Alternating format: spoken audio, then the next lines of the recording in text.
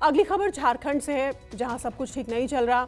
अवैध माइनिंग से जुड़े मनी लॉन्ड्रिंग के मामले में ईडी ने अब आरोपियों पर तेजी से शिकंजा कसना शुरू कर दिया है।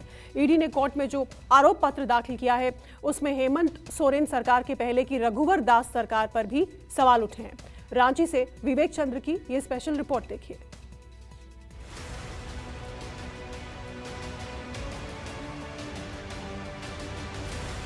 ये ईडी की वो चार्जशीट है जिसके सफेद पन्नों पर झारखंड के साहिबगंज में 1000 करोड़ से ज्यादा की अवैध खनन की काली कहानी दर्ज है। इससे जुड़े मनी लॉन्ड्रिंग की पूरी फहरिस्त है। ईडी की इस चार्जशीट में झारखंड की पिछली बीजेपी सरकार भी सवालों के घेरे में आती दिख रही है। आप इस चार्जशीट के पेज नंबर 94 को गौर से देखिए। इस पन्ने पर अवैध माइनिंग के चिप्स के बिना चालान रैक ढुलाई का जिक्र है। इसमें ईडी ने बताया है कि 2015 से बिना चालान 3531 रैक स्टोन चिप्स साहिबगंज से बाहर भेजे गए। रघुवर दास के शासनकाल में 233 रैक स्टोन चिप्स बिना चालान के भेजे गए। तब रघुवर दास मुख्यमंत्री थे और उन्हीं के पास खनन विभाग का भी प्रभार था।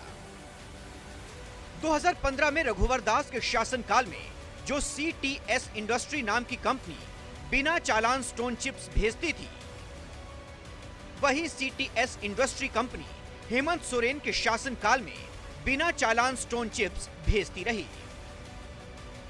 ये कंपनी हेमंत सोरेन के करीबी प्रेम प्रकाश की बताई जाती है, जिसे ईडी गिरफ्तार कर चुकी है। बिना चालान वाली स्टोन चिप्स की इस अवैध ढुलाई से 2 साल में झारखंड को 155 करोड़ के राजस्व का नुकसान हुआ। ईडी के चार्जशीट के मुताबिक गंगा नदी के रास्ते भी स्टोन चिप्स की अवैध ढुलाई हुई थी। ईडी ईमानदारी से जांच करेगी तो जांच रघुवर दास जी की सरकार के समय जाएगी और खास करके रघुवर दास जी के ऊपर जाएगी। ईडी जब तक इसकी तह में नहीं जाएगी कि आज अगर पंकज मिश्रा फ्रंट मैन हैं हेमंत सोरेन जी के, तो उसमें रघुवर दास जी का फ्रंट मैन कौन था? प्रेम प्रकाश की भूमिका तो दोनों में बराबर की है। अब सत्तारूढ़ JMM ये आवाज बुलंद करने लगी है कि हेमंत सरकार के साथ ही ईडी पूर्व मुख्यमंत्री रघुवर दास और पिछली सरकार में शामिल लोगों से भी पूछताछ करें।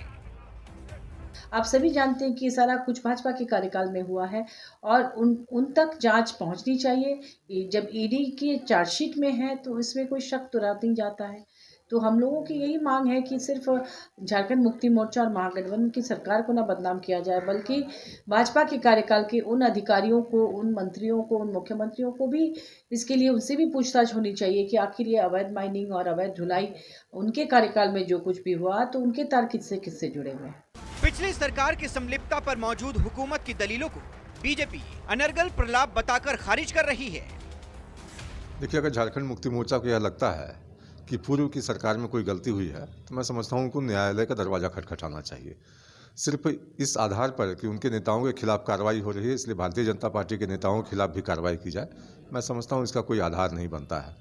अवैध खनन मामले में ईडी के एक्शन के बाद झारखंड की हेमंत सोरेन सरकार बैकफुट पर आ गई थी, लेकिन अब रघुवर दास तक जांच की आंच जाती देख सत्ताधारी खेमा फ्रंट फुट पर खेलने लगा है।